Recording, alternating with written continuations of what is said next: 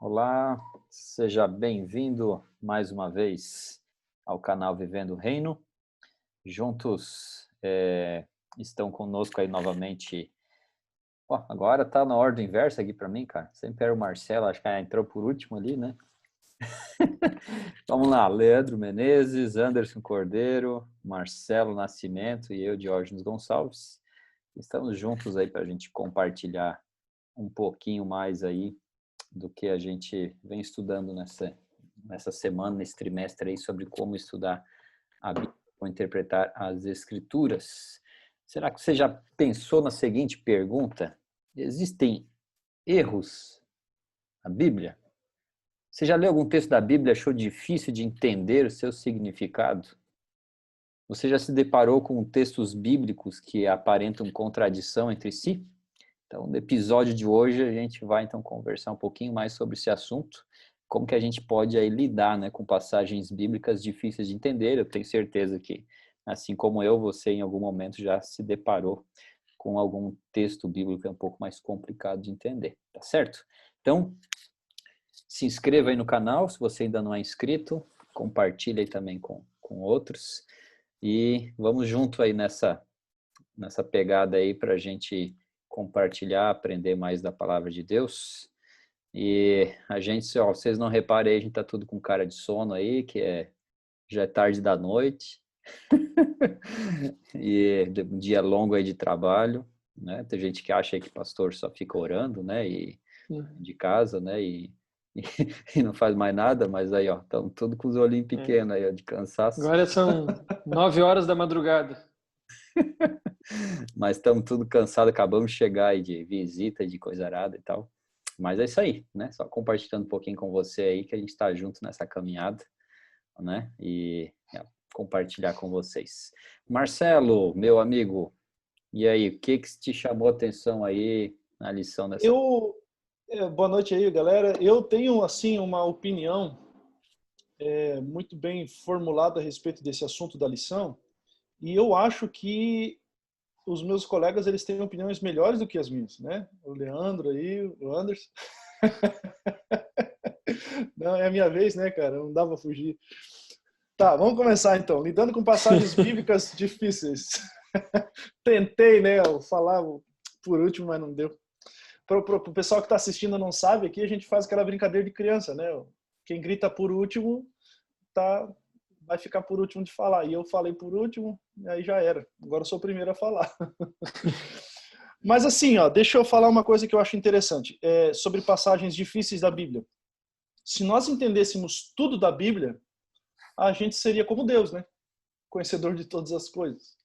E a gente não sabe porque nós somos finitos. E outro ponto também é que se a gente soubesse tudo que a Bíblia traz, de todos os assuntos, todos os mistérios da Bíblia, a gente não teria um incentivo para pesquisar e estudar mais, né? Porque a gente saberia tudo, daí não tem porquê ter incentivo de buscar mais coisas. Então, o que eu acho assim interessante é que, comparando a nossa época, nossa cultura, nossos tempos, os nossos dias, com a cultura, a época lá dos tempos bíblicos, há um abismo muito grande, é muito diferente as culturas, os modos de pensar e tudo mais. Isso necessariamente vai surgir ruídos do que o autor quis dizer naquela época e do que eu entendo com os olhos da minha cultura e da minha criação, né? Então isso vai impor barreiras à interpretação, e quando se impõem barreiras na interpretação, se gera dúvidas no processo. E aí muita gente acha que dúvida, e a dúvida é parte da nossa existência, né, como seres humanos, finitos. A gente tem dúvidas, não só bíblicas, e diversas coisas no mundo. A gente não sabe todas as coisas, somos ignorantes em muitas coisas. E muita gente, quando associa dúvida com a Bíblia, acha que isso é negativo, né? Acha que isso é algo ruim, que a dúvida é o oposto da crença. E aí eu, só fazendo essa introdução, eu acho que não é isso, porque o oposto da crença é a descrença. A dúvida é parte do processo e não é necessariamente algo negativo. A fé, eu não sei se os colegas aí vão concordar comigo ou não, mas a fé, ela se solidifica na dúvida. Não estou falando que como é que eu posso dizer? Que a gente sempre, na fé, a gente nunca tem certeza de nada, não é isso que eu estou dizendo. Mas a fé, ela sempre está perto da dúvida, né? Quando a gente tem dúvida, a fé está ali perto também. Então, veja, um ponto que me chama a atenção aqui, justamente por isso, é de que a dúvida, ela é boa, ela não é ruim, ela não é intrinsecamente má. Só que nós temos que cuidar como a gente vai lidar com essa dúvida. Se eu alimentar essa dúvida de maneira negativa, ela me leva à descrença. Mas se a dúvida me leva a investigar mais, me leva a uma profundidade muito melhor com a Bíblia, muito mais próximo de Deus e provavelmente também encontrar as respostas daquilo que no começo eu tinha dúvidas e achava difícil de entender, de compreender. E a investigação, baseada como incentivo na minha dúvida, né, mais eu investigo, eu encontro a resposta e a solução. Então, a dúvida ela pode me levar para a descrença ou ela pode me levar a pesquisar mais.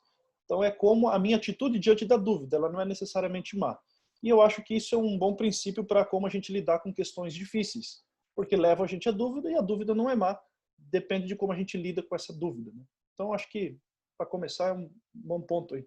Acho interessante isso aí, Marcelo, que você falou, a questão do ceticismo, né? É importante a gente ser cético.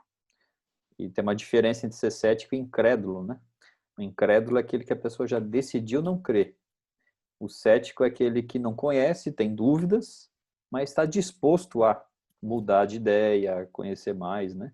O pastor Rodrigo Silva sempre fala isso, né? Que é importante a gente ser cético, justamente para a gente ter essa curiosidade aguçada, né? E a dúvida deve nos levar a nos aprofundar, né?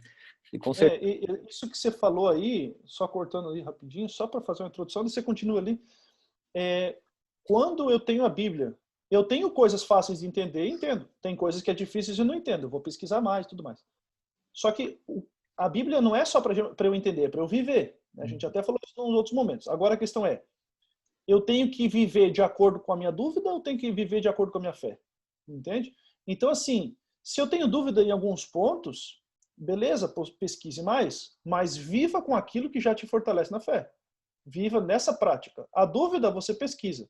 E tem muita gente que abandona a fé que tem para viver de acordo com a dúvida. E o que é viver de acordo com a dúvida? Viver uma vida de descrente. Aí é o lado negativo da dúvida, entende? Exato. Então, no final das contas, você sempre vai ter dúvidas, mas você tem a sua fé. Viva de acordo com a fé que você tem e continue aí lutando para encontrar as respostas à sua dúvida. Mas não viva de acordo com a dúvida, mas viva de acordo com a fé.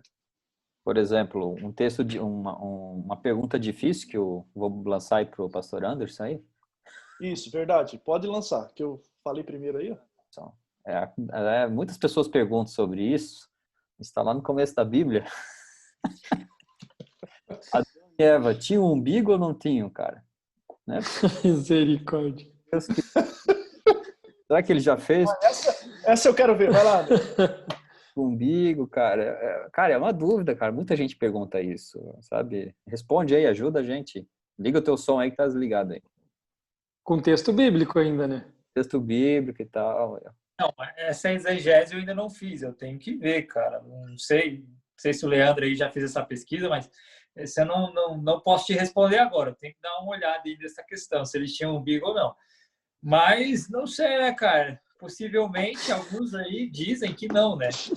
Então, essa é a grande questão. Mas, enfim, pegando carona do que o Marcelo falou ali, para eu não me empolgar e falar besteira aqui igual da outra vez também, aquela piada sem graça. Mas eu acho que hoje o grande problema, enfim, da questão do cristianismo é que nós temos cristãos que não levam em consideração o que a Bíblia faz na nossa vida, porque, querendo ou não, o Senhor nos criou como seres pensantes e não como papagaios que apenas repetem o que ouvem, né? Mas hoje a maioria dos cristãos é o cristão papagaio, que tipo escuta o que o tal lá fulano falou, o pastor falou e repete aquilo, mas não tem uma experiência de ir ao texto, pesquisar o texto ou ver, enfim, né, o que realmente o texto está querendo trazer para ele. Isso não só com textos difíceis, porque tem textos simples, simples entre aspas, né, de leitura que você lê e entende na Bíblia, que tem uma riqueza maravilhosa. Se você escavar, como a gente vem falando, né, como enxergar esse texto numa televisão em 4K, né? Então, mas muitas vezes se acostuma a apenas enxergar no preto e branco, né? apenas fazer uma leitura superficial, não entender o contexto e assim por diante. E aí nós temos vários problemas quando a gente acaba apenas sendo um papagaio que repete o que escuta, mas muitas vezes não estuda, não leva em consideração o que a Bíblia diz. E isso acontece muitas vezes comigo. Se eu não cuidar, eu fico apenas repetindo o que eu escuto, o que eu estudo, e muitas vezes, se eu não ter uma visão crítica em cima disso, eu apenas vou estar repetindo a cada dia esse conteúdo, né? Não, eu acho que o grande benefício da Bíblia para nossas vidas é que sempre que você lê o texto bíblico, ele vai fazer com que você se pergunte a si mesmo, ou que você pergunte ao texto o que está acontecendo. E essa para mim, é a beleza da Bíblia, e é o que cada vez me chama mais atenção ao estudar a palavra de Deus, né? E esse é o grande problema. Quem sabe hoje, enfim, é que nós nos acostumamos, né, a termos, quem sabe, bons pregadores, bons estudiosos, e a gente se acostuma com isso. Não digo que isso é errado, isso, né, incentiva a gente a estar fazendo a mesma coisa, mas o problema é quando a gente apenas, né, virou ouvinte e não um estudante da palavra de Deus. Ô Anderson, eu sei que o Leandro tem muito conteúdo para falar aí, mas só aproveitando o teu gancho aí, até a própria lição trouxe um texto do livro de Atos, capítulo 17, verso 11, né, sobre os bereanos, né, que os de Bereia eram mais nobres que os de Tessalônica, pois receberam a palavra com toda avidez, examinando as escrituras todos os dias para ver se eram as coisas bem assim. Então, eles não eram meros papagaios, como você falou. Ou seja, ele recebia informação de apóstolos, Paulo, enfim, mas ele, espera aí, temos que ver se o negócio é bem assim como eles falam, vamos comprovar, vamos olhar. Né? Então, assim, você pode ser um papagaio, só que você pode replicar e repetir coisas boas de bons pregadores e de crenças bíblicas fundamentadas, mas você nunca vai saber, porque você só é o reprodutor da informação. Ou falar besteira também, reproduzir coisas ruins e falsas interpretações bíblicas e reproduzir essas coisas. Mas acho que o exemplo, como você está falando ali, é os bereanos, né? Isso serve para estudo bíblico, para nossos irmãos, até mesmo para nós na relação com os nossos irmãos. Vamos pregar, o irmãozinho tem que ler o texto, tem que levar, tem que saber se o pastor não está falando besteira também. Né? Não é só porque é pastor adventista, ou que alguém lá tem autoridade para dizer o que é certo e o que é errado, pode errar também. Então, acho que o exemplo dos bereanos fica para todos nós.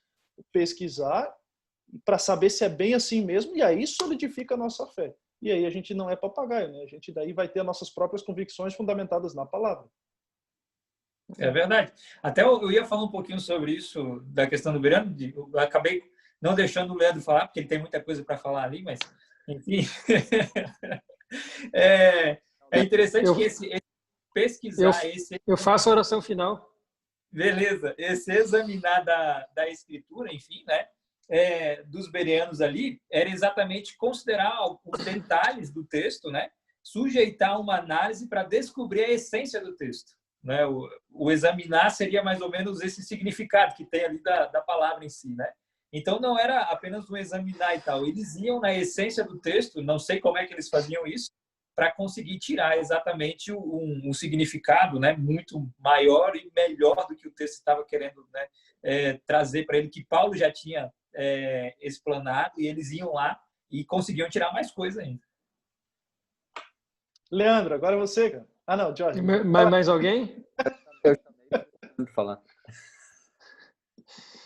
Não, praticamente até ser um pouco redundante com tudo que vocês falaram, né, repetitivo, porque no fim das contas essa é a ênfase primordial da lição dessa semana. Encontrou um texto difícil?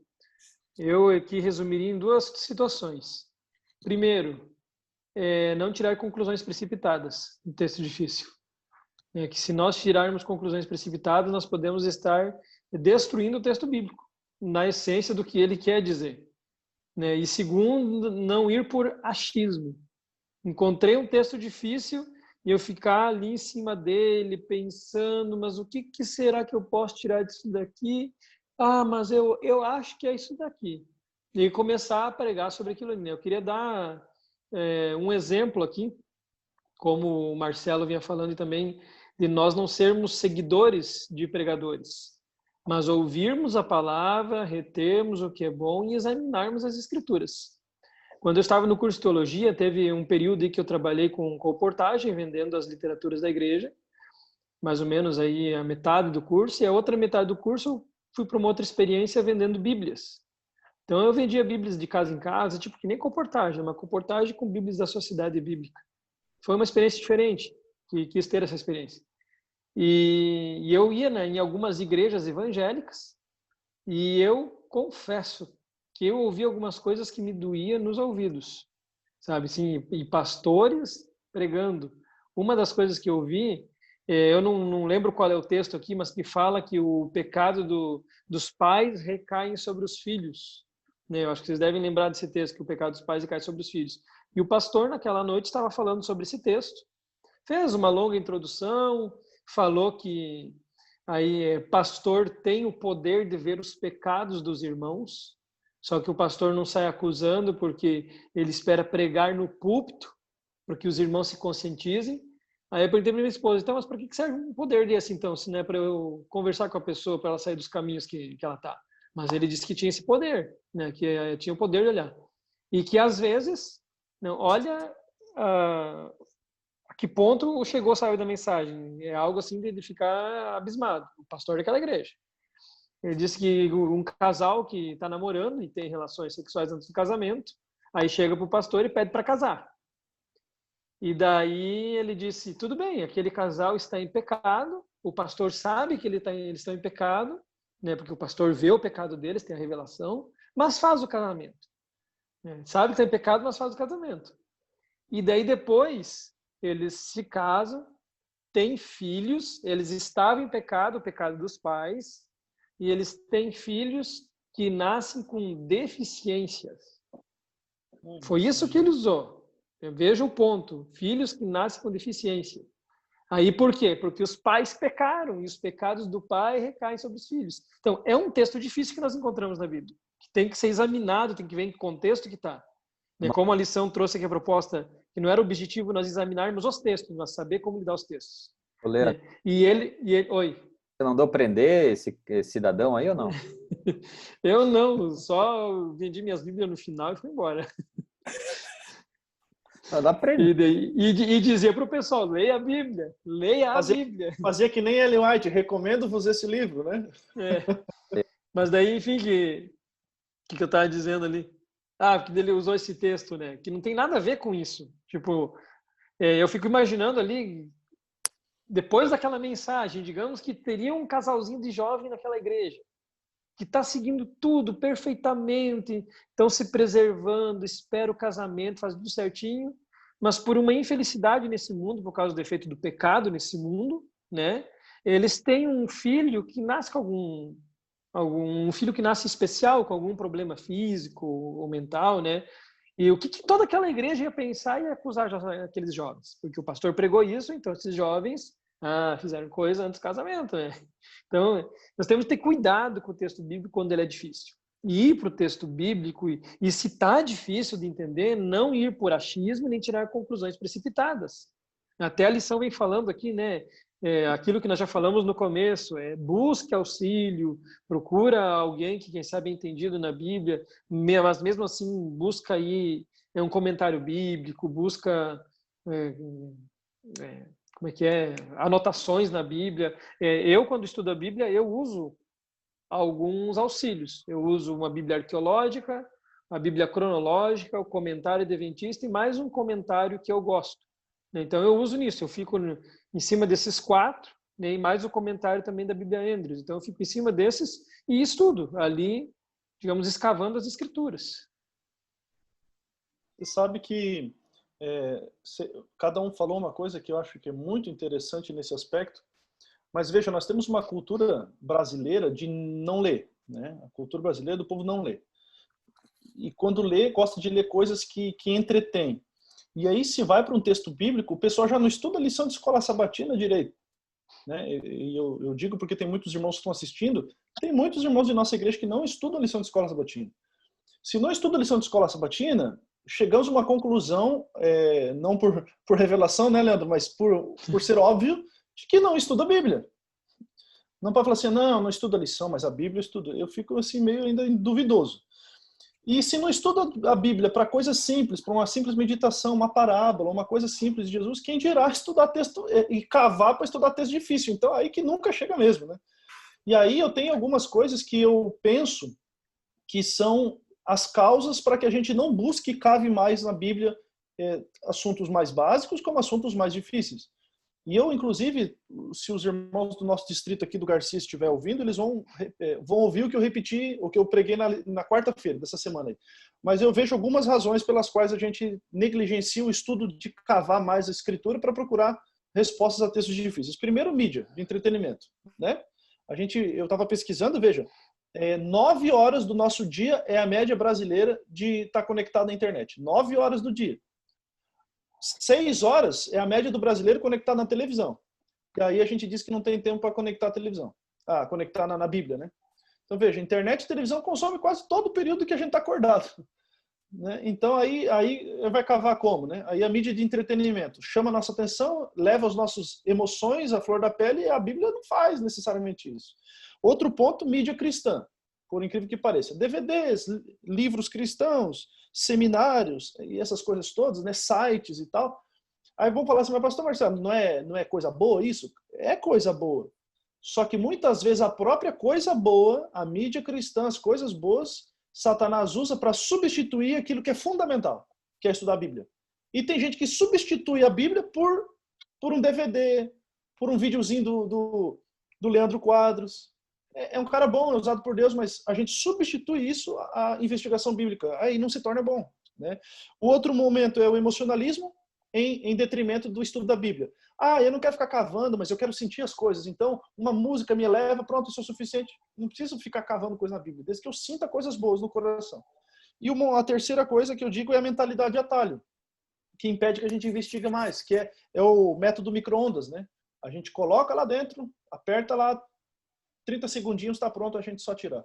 A gente quer conhecimento rápido e busca atalhos. Então a gente, eu tenho que pesquisar um texto, vou me debruçar, vou demorar? Não quero, alguma coisa está errada. Então o que eu vou fazer? Vou para a opinião do pastor. Vou procurar na internet alguém que fala isso aí. E aí eu mesmo não investigo, não chego às minhas próprias conclusões do texto, porque eu tenho a mentalidade do micro-ondas, do coisa rápida, do atalho. Vou lá e pego alguém que sabe essa resposta e resolve a questão. Então, geralmente é isso que acontece. Estou trazendo só alguns motivos que eu encontrei para a gente não investigar. É interessante isso aí, Marcelo, que aí a gente vai para outras coisas interessantes, né? A gente vive na sociedade do espetáculo, né? E aí a gente traz isso para o culto. Então, a partir do momento que você não tem esse entretenimento que está voltado ao nosso redor, né? Num culto, por exemplo, seja ele online como presencial, não, né? Tipo, se não tem uma história bacana, não que seja errado contar a história, mas se não há o texto bíblico, enfim, né? As pessoas estão procurando o entretenimento, né? Elas querem ser saciadas por esses viés aí que você colocou, né? Emoção, etc, né? E aí eu quero fazer um paralelo com outro ponto, com relação a um perigo que é a questão dos textos prova, né? Eu fiz até uma brincadeira ali que o Anderson ia explicar aí, mas se ele quiser também falar alguma coisa. O que é o texto prova? O texto prova é quando... É mais ou menos aquele exemplo que o Leandro ali deu, né? Você quer mostrar um princípio, sei lá, ou algo do tipo que normalmente é da tua cabeça, ou você quer provar algo para as pessoas, você vai lá e cata lá um texto sem pé nem cabeça e joga isso ali, né? Então, e sem você estudar o contexto todo, o que vai isso ali por detrás, enfim, né? Então, não é o problema quando, por exemplo, você vê alguém pregando e cita, né, ou inclusive um artigo que vai lá e cita, Mateus 5, 2, etc, só os textinhos. Isso não é o problema, porque a pessoa estudou antes, ela sabe o contexto, então ela joga esses textos ali. O problema é quando você nem estuda nada e você simplesmente, né, pega um exemplo clássico. Eu não lembro agora, talvez vocês me recordem, eu lembro só da passagem bíblica, né, que às vezes examinais as escrituras. Né, porque Mateus 18, 20. 18? Não, perdão, errei. O Marcelo está certo. João 5,39. Não, qual que é o texto certinho aí? Examinar as escrituras porque julgais ter nelas a vida eterna, e são elas mesmas que testificam de mim. Isso, mas eu digo, me refiro à referência mesmo. João 5,39. Então, às vezes, se você pegar e usar um exemplo apenas, né? Esse texto, ó, tá vendo? Ó, esse texto aí, você quer provar através disso que você tem que examinar as escrituras, que é algo bom, que de fato a gente tem que examinar. Mas no contexto ali, na verdade, não é isso que está dizendo, né? Então, às vezes a gente precisa tomar esse cuidado, né? Então, assim, por um lado, você tem todo esse emocionalismo, tem esse lado da questão da sociedade do espetáculo, né? Que eu vou lá para o centro no banco de igreja, vou aplaudir, eu vou vaiar, né? Ah, não, esse é bom pregador, esse é mau pregador. Mas aí, por um outro lado, tem aqueles que às vezes usam, vão lá, fazem um sermão e se dizem que foram usados pelo Espírito Santo, né? Porque eu orei e tal, aquela coisa, né?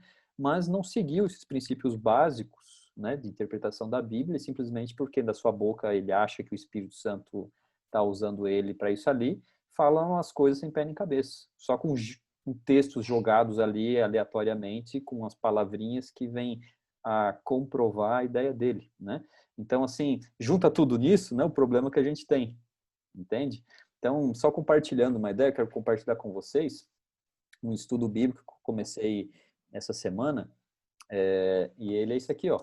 Se você quiser usar em casa, tá? Tá vendo aí, ó? Ó, esse é o estudo bíblico que eu estou fazendo. Uma folha em branco. Eu comecei a estudar a Bíblia com um casal de jovens essa semana e entreguei uma folha em branco para cada um deles e falei, ó, vamos começar aí por Gênesis, estaria fim de casa semana que vem, vocês dois vão ler Gênesis 1 e vão anotar, vão sublinhar, vocês vão aprender, desenvolver qual é o método que vocês melhor vão fazer para estudar a Bíblia, mas a gente vai junto, além de estudar os princípios da Bíblia, nós vamos juntos aprender como estudar a Bíblia mesmo, você sozinho em casa, entende? Então, claro que isso dá mais trabalho, né? Do que apenas, às vezes, completar uma frase e você já simplesmente dar a resposta. É óbvio que tudo tem o seu público, não estou desmerecendo nenhum tipo de estudo bíblico, nada, é a minha forma que eu estou fazendo ali. E no público, no caso, um casal de jovens que também tem sabe ler, sabe escrever, tem uma facilidade maior nisso também. Então, assim, só queria jogar, né, essa questão aí no bolo aí junto com o que o Marcelo colocou, que é um desafio, né, que a gente enfrenta hoje. Eu sei que o Leandro vai falar aí, mas a mãozinha não serve de mais nada, né? Não, pode falar, Leandro, pode falar. Não, fala aí, Marcelo. Não, eu digo assim que olha o absurdo que aconteceu comigo uma vez.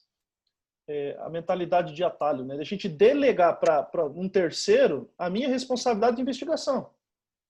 E aí um irmão falou assim, pastor, eu tenho uma dúvida bíblica. Eu falei, que legal. Dúvida bíblica é porque você está lendo a Bíblia. Não, é que assim, ó, eu estava vendo lá na novela da Record e aconteceu um negócio assim, e eu não sei se isso é verdade. Eu falei, o quê, irmão? Se foi na novela da Record, não é do teu estudo da Bíblia? Não, é que eu estou aprendendo muito na novela da Record. Eu falei, ai, meu Deus do céu. Você está entendendo? Então, é só essa experiência que eu queria contar para vocês, que eu não podia deixar de contar.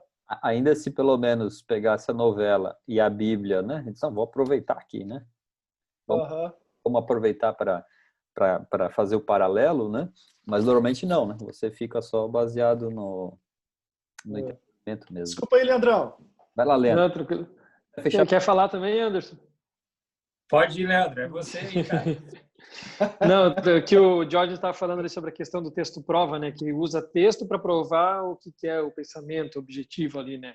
Aí me lembrei, a Bíblia contém vários textos difíceis, muitos, inúmeros. E aí que vem a questão de nós estudarmos aquele texto, por que ele foi escrito daquela maneira, o que aquilo quer dizer. E uma dessas maneiras de estudar o texto bíblico difícil, primeiramente, é ver o contexto em que ele está inserido.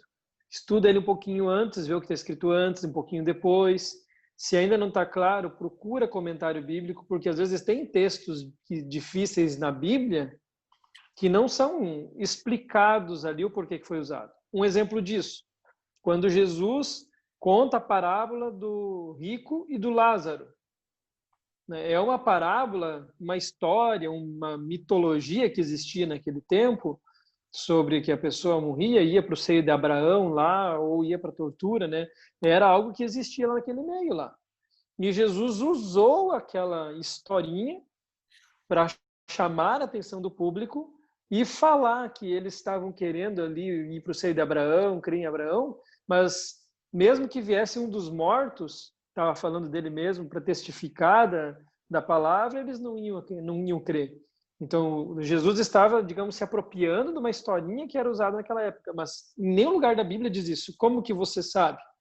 Procurando em ferramentas que explicam o contexto cultural da época, o que eles pensavam, como eles agiam, o porquê daquilo ali. Né? Mas daí alguns já usam esse texto, e hoje mesmo eu recebi um contato de uma irmã que ela estava sendo questionada por uma outra pessoa de outra denominação, porque nós cremos que quando a pessoa morre, ela entra num estado como se fosse o estado do sono. Nada sabe, nada planeja, né? Enfim, estado da morte. E a pessoa da outra denominação estava questionando que os adventistas creem nisso, que é uma heresia, porque na Bíblia está clara, e usou 3 textos bíblicos ali bem fora do contexto, né, para explicar sobre que a pessoa, depois que morre, vai para perto de Deus, né, a alma, o espírito lá. E um desses textos era a parábola do rico e do Lázaro. Mas eu expliquei para a irmã, não, é assim, isso daqui é uma parábola, nós não temos doutrinas de parábolas. Nenhuma parábola da Bíblia originou uma doutrina. Parábolas são histórias para elucidar a mensagem que Cristo queria passar para aquelas pessoas. Outro texto, que é um texto difícil, ser tirado do seu contexto, que nós já comentamos também aqui em outra lição, né? A visão de Pedro. É um texto prova. Né, dos pessoal, alimentos, né? Isso, a visão de Pedro, quando ele viu, eu estava falando da visão de Pedro, não estava explicando qual é a visão, né? Que o lençol estava descendo com os animais impuros e Deus disse, mata e come. Mas era uma visão, não era uma mudança de doutrina, uma mudança de orientação que Deus concedeu para o povo de Israel, que está registrado no Antigo Testamento, né, sobre a alimentação lá. Pedro, como um judeu, ele não se misturava com pessoas gentis. É gentis, assim que fala, né? Sim. Com pessoas... É gentis ou gentias? Não, é gentis, né? Então, Pedro, como judeu, não se misturava. Porque daí eles eram considerados que estavam impuros, né? Deus concedeu aquela visão para ele entender que logo na porta dele, uma pessoa gentil tinha mandado chamar Pedro para ir na sua casa. Mas isso você entende como? Lendo o texto antes e o texto depois, não só pegando aquele bloco ali, daí sim, se torna num texto para você defender que pode comer de tudo, se tirado do seu contexto. Então, são assim, os textos difíceis, até a lição falou, né? Primeiramente, orar, oração, pedir a orientação do Espírito Santo, para que a gente não venha cometer uns desvaneios aí e deturpar o texto bíblico. Né? Orar. Segundo, ler o texto bíblico. Eu lembro que o pastor Emilson dos Reis, que quando nós fizemos a disciplina de homilética, né, que era de pregação, ele dizia que era para ler o texto 10 vezes, 15 vezes, 20 vezes, quantas vezes fosse necessário, para entrar bem na cabeça aquele texto. Então, lê o texto várias vezes, vê o contexto que ele está inserido, o que vem antes, o que tem depois, e vai para os comentários, vai para as ferramentas que tem, né? Boas ferramentas, porque tem muitas ferramentas também que são, como podia assim, são umas ferramentas meio quebradas, enferrujadas, né? Então, você também tem que ter referência de boas ferramentas, tá? Então, é buscar para poder compreender. Ô, Leandro, mas veja, esse assunto de contexto, ele não é algo esquisito, diferente. Isso é interpretação de texto básico, de qualquer texto, né? Pode ser da escola, português, história, né? Eu lembro que não aconteceu comigo essa história, mas com uma outra pessoa, que estava tendo ali uma conversa teológica com uma pessoa de outra comunidade de fé. E aí ele falou, aí aquela pessoa citou um texto que não era aquela interpretação original, fora do contexto. Daí o irmão da igreja falou o seguinte: peraí, mas o contexto está falando. Daí o cara já interrompeu e falou assim: peraí, lá vem vocês adventistas com esse assunto de contexto de novo, né? Mas peraí, cara, se a gente for para um julgamento, um juízo lá, né, vai explicar um crime. O cara, peraí, assim, não, aquilo ali configurou um crime. Mas peraí, tem todo um contexto. E às vezes, entendendo o contexto, aquilo não configurou um crime. Entende? Contexto a gente vê em todas as coisas. Por que a Bíblia vai ser diferente? Né? Então você citou muito bem vários exemplos. Tem até aquele de Paulo e Timóteo, quando Paulo fala, né, Timóteo, você está tomando água, toma um pouco de vinho por causa do teu estômago. Aí muita gente fala assim, não, ó, a Bíblia liberou Tá de tomar liberado. bebida alcoólica porque ainda faz bem para a saúde, é o que Jesus disse, não, sabe? Então o contexto é importante e não é algo assim exclusivo da Bíblia. A gente usa contexto em toda a nossa vida, né? Nas nossas relações, no aprendizado da escola, no Sim. texto, e a Bíblia não é diferente. E Marcelão, até porque se a gente começa a usar os textos fora do seu contexto da maneira que a gente quer, a gente começa a criar contradição na Bíblia. Por exemplo, os exemplos que eu usei ali da parábola do rico e do Lázaro. A gente entra em contradição do que a Bíblia diz sobre o estado da morte. A gente usa esse texto de Pedro, entra em contradição do que a Bíblia diz sobre alimentação. Então a gente tem que ter cuidado, porque a gente pode começar, quem sabe, a levantar a bandeira, defender uma coisa e estar se contradizendo, né, com a Bíblia. Exatamente. E vai cair no que o Diógenes falou. O texto fora de contexto vira texto prova. E aí a gente tenta espremer nossas ideias dentro do texto bíblico. Exatamente. E aí tem, às vezes, a questão também, aproveitando o gancho, que muita gente pensa, ah, isso está na Bíblia, está na Bíblia. Aproveitando tudo isso aí, texto prova, fora do contexto e tal, mas a gente tem que esquecer que, a gente tem que lembrar, não esquecer, né? Tem que lembrar, é a noite aí já, né? De que na Bíblia nós temos questões que elas são descritivas, então a Bíblia está descrevendo algo, e às vezes nós temos questões normativas, que aí é uma norma, um princípio para a gente seguir. Então, muitas pessoas usam o quê? Um texto prova para dizer, isso é bíblico, isso está na Bíblia, entende? Aí tira um negócio fora do contexto para a sua ideia, entende? Então, assim, sabe, a gente não precisa, a gente tem que ser, assim, honesto com a Bíblia, sabe? Para mim, e aqui vai também, gente... Que é a lição de segunda, né? A lição de segunda, a abordagem sincera com o texto, né? Honesto.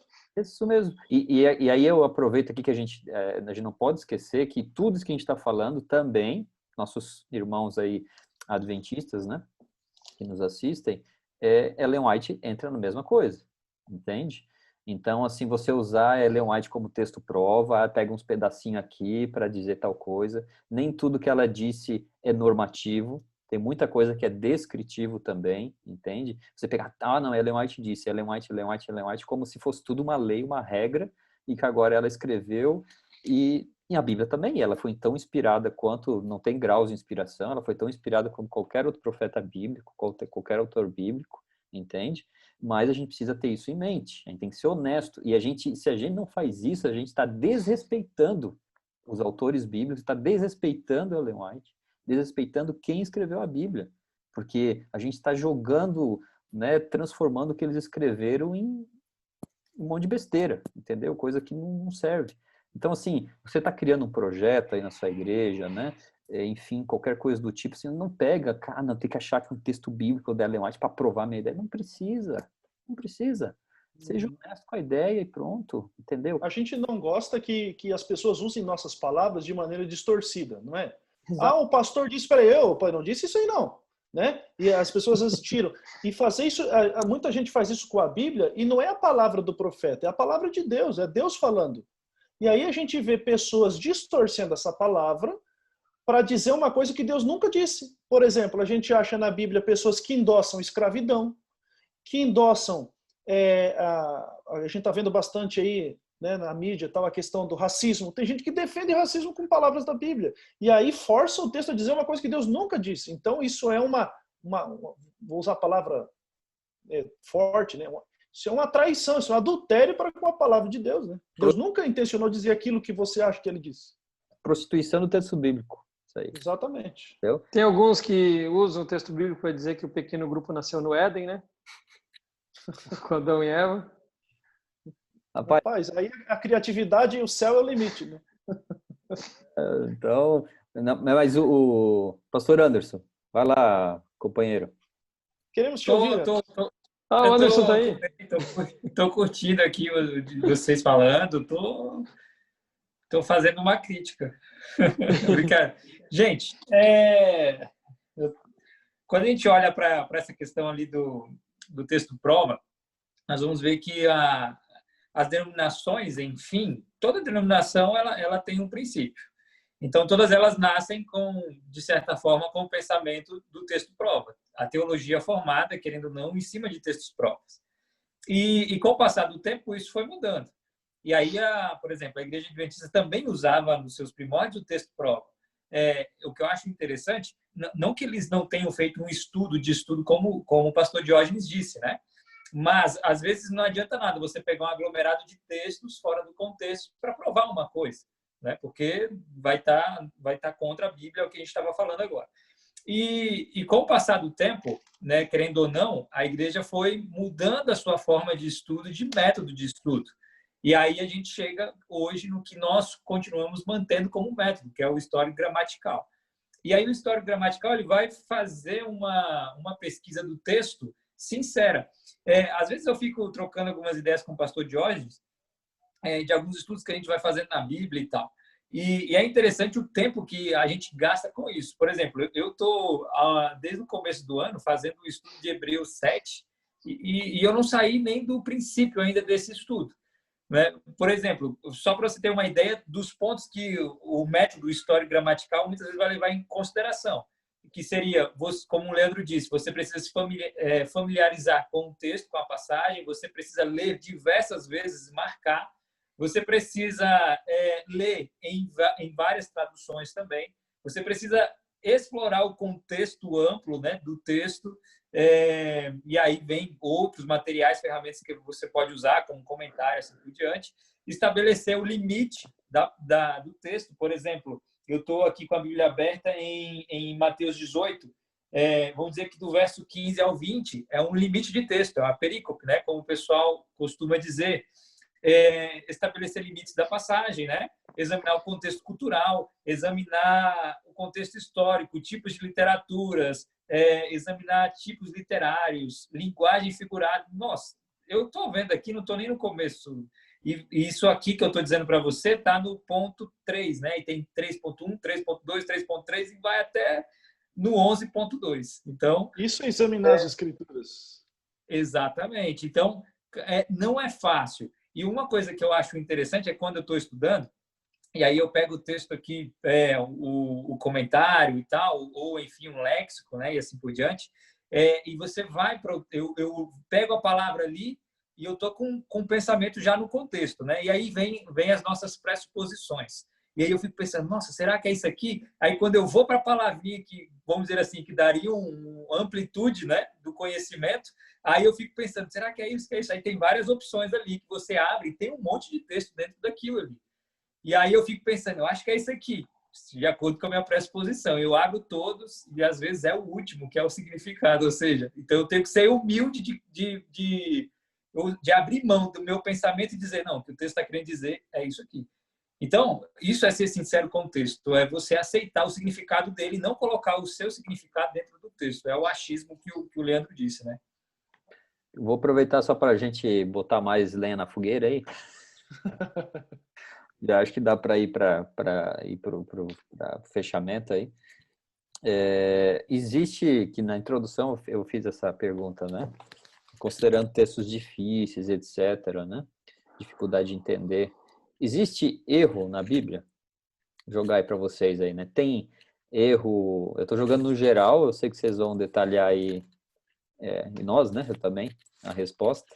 Mas tem alguma coisa, será que tem alguma possibilidade de erro de tradução? Será que alguém, ou será que tudo é perfeito? Deus ditou a Bíblia, então tá tudo certinho? Será que profeta que escreveu a Bíblia, e entra Ellen White aí também, não, obviamente ela não escreveu a Bíblia, né? Mas como profeta, será que existe inerrância, né? Ou seja, no escritor bíblico, na Bíblia, no que o profeta escreve? O Marcelo até desligou a câmera agora, porque não quer falar. Fugiu. Marcelo fugiu, cara. Foi abduzido. Vai lá, Anderson. Eu vou falar só o início aí vocês podem complementar. Não existe erro teológicos, né? Mas existem outros diversos. Aí, se vocês quiserem detalhar, fiquem à vontade. Eu acho que não, né? Eu achei que era uma pergunta retórica. Eu achei que você ia falar.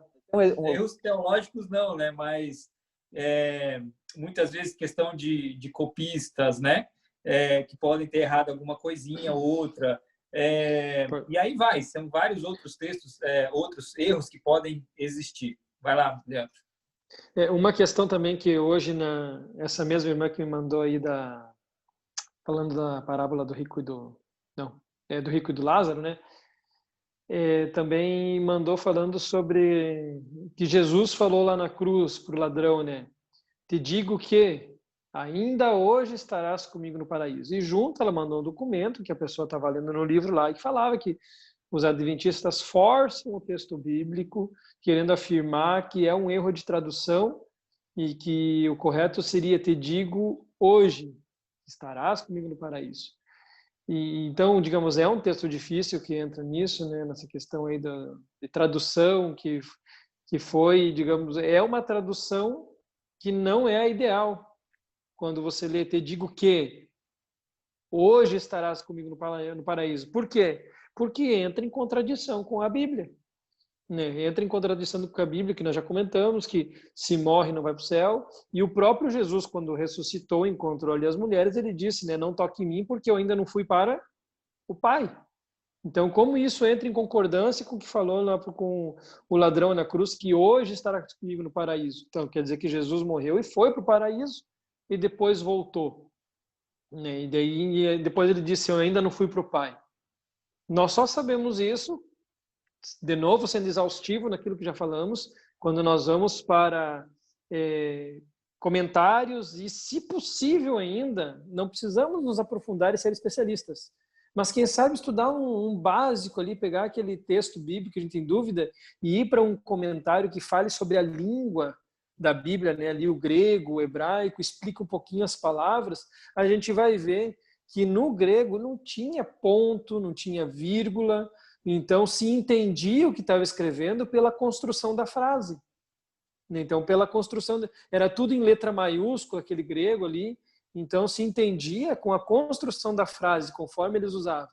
E a gente hoje não precisa estudar isso para ser um perito em grego bíblico, mas tem ferramentas que nos explicam que a construção da frase não entra em concordância com a tradução que nós temos no português, falando que hoje estarás comigo no paraíso. Então, só puxando o gancho aí, né, do Anderson, falando sobre essa questão aí, do texto difícil, né, buscar a ferramenta e os errinhos de tradução, que não é um erro teológico. Né? Se nós olhamos em toda a luz da Bíblia, entendemos que foi um erro de copista. Então só aproveitando já, então, pelo que eu entendi na resposta de vocês, nós não cremos na inerrância, ou seja, no absoluta falta de erro na parte escrita, né? É isso mesmo? O Marcelo aí confirma? Parte da inerrância, da crença da inerrância, vem pela também uma crença do tipo de inspiração, né? Inspiração do ditado e tal. Aí, se Deus ditou, obviamente não vai ter erro, porque eu só sou um reprodutor das palavras de Deus. Agora, se no processo Deus trabalha as minhas ideias, aí tem toda a minha carga de vida, de existência, de aprendizado, de cultura, né? Então, aí vai ter. Só que os erros fundamentais, como é que diz? Erros existem, periféricos, de datas, erros de... Por exemplo, a Bíblia, agora não lembro dos textos bem certinho, mas um autor cita uma quantidade de soldados lá que lutou no povo de Israel, o outro autor diz lá 1000 a mais, 1000 a menos. Isso é irrelevante. Agora, de ponto fundamental da nossa fé que me faz me aproximar de Deus em busca de salvação, isso aí com certeza não tem erros. O próprio... o pastor Marcelo estava falando sobre o erro lá dos números, né? No próprio Evangelho nós encontramos uma diferença, às vezes, de número do Evangelho e é citado no outro. Mas por que essa diferença? Será que então os autores do Evangelho erraram? Não, é outra coisa que nós só entendemos por que tal autor usou uma quantidade e tal autor usou outra quantidade, porque a gente entende qual era o público que ele escreveu. Um público entendido uma coisa, às vezes, que nem nós. Quando tem lá 3,85, o que nós costumamos fazer? Arredondamos, né? 3,85 arredonda para cima, número para 4. Mas tem algumas culturas que arredondam para baixo, sabe? É uma diferença. Então, dependendo do público ali, é o que foi escrito daquela forma. Anderson, não respeitei tua mãozinha aí agora. Passou a ideia, cara. Eu não me lembro mais agora. Então, já aproveitou o embalo aí do Anderson. Esses aparentes erros e contradições na Bíblia que a gente encontra, eu acredito que ele é mais resultado de uma interpretação errada do intérprete do que fruto de revelação divina. Entende? Então, os erros e as aparentes contradições não é fruto de uma revelação divina errada, mas fruto de uma interpretação errônea. Né? Então, os erros que aparentemente a gente tanto vê nas passagens que são meio obscuras da Bíblia e tal, eles estão mais relacionados à cegueira e ao preconceito do intérprete ao ler a Bíblia do que necessariamente fruto da revelação. Aí uma coisa que me chama a atenção, e eu sei que nós já estamos terminando, acredito que talvez seja a minha última fala aí, mas a história mostra pra gente, a história cristã, a história adventista, a história da nossa vida espiritual, enfim, ela mostra, eu até anotei na minha lição aqui, que o maior problema do cristianismo, desde sua fundação, através de Cristo, né, a igreja cristã e tudo mais, o maior erro não está nos textos difíceis da Bíblia, em que faz as pessoas desacreditarem do cristianismo. Eu não sou cristão ou abandonei a fé por causa dos textos difíceis. Por incrível que pareça, o maior problema do cristianismo não são os textos difíceis. São justamente os textos mais fáceis em que a gente não aceita ou não vive. Aí que está o problema do cristianismo em relação ao mundo. Aí nasce a hipocrisia. Eu falar uma coisa e viver outra. De um texto muito simples que Deus falou para a gente, muito claro. Então, eu acho que o maior problema do cristianismo, a gente está falando sobre textos difíceis, temos que ter os princípios aqui, abordagem sincera. Eu tenho até outras anotações aqui, por exemplo, não presumir que não existe resposta. Eu estudo. Aí eu chego à conclusão de que não tem resposta. Não, eu tenho que ter paciência. Então, não presumir que não tem resposta, né? Não confundir sua interpretação falível com a revelação infalível. Então, a gente não pode confundir essas coisas, né? Interpretar as passagens menos claras à luz das mais claras. Então, como o Leandro citou ali a questão do ladrão na cruz, poxa, aquilo ali, né, foi para o céu, não foi para o céu? Tá. Então, estuda a luz de outras passagens que são mais claras. Aí vai te dar luz nas menos claras. Levar em consideração o contexto, assim a gente viu. Então, eu acredito que, claro, o contexto, o objetivo da lição é levar a gente a entender a passagem difícil, mas é fazer um contraponto com a passagem fácil. Que o problema do cristianismo não está residindo no texto difícil, mas está residindo no texto tão fácil que a gente não quer viver. Por si só, vamos dizer assim, a Bíblia com erro ou sem erro, a linguagem humana é imperfeita. E esse é o maior desafio de todos, né? Se a linguagem humana é imperfeita, aí vai surgir os problemas. A gente, por exemplo, tem um falando uma coisa, outro outra e tal, e às vezes uma pessoa fala uma coisa, uma entende de um jeito, uma entende de outro jeito, e tem a questão da imperfeição da comunicação. A linguagem humana é imperfeita, né? Então, tem essa questão. Leandro, levantou a mão aí. Como o Marcelão disse, de novo, me perdoe, tá? O pastor Marcelo, a força do hábito faz chamar de Marcelão. Não, cara. Porque ele é alto também, né? É tudo. Tamo junto. Então, como o pastor Marcelo falou aí, pronto, acabei esquecendo também o que falar. Ah, não, lembrei. É o sono. Ter humildade quando as pessoas lhe fazerem uma pergunta, né? Deixar esse recado para os nossos amigos que estão nos ouvindo aí. E você, quem sabe, não sabe a resposta. Não fica tentando cavar, pensar, o que eu vou falar agora? E começa daquele suador. E daí, não, mas é isso daqui, isso aqui. E acaba falando bobagem. Tá? Tem humildade. Se vem um texto difícil, diz, olha, amigo, realmente é um texto difícil, eu vou precisar estudar um pouco mais. Não é vergonha. É muito melhor você falar assim, porque nunca nós saberemos 100% do que a Bíblia diz. Eu não sei, nenhum de nós 4 aqui sabemos tudo da Bíblia. A gente vive estudando, procurando e vive chegando perguntas de textos que a gente não sabe a resposta.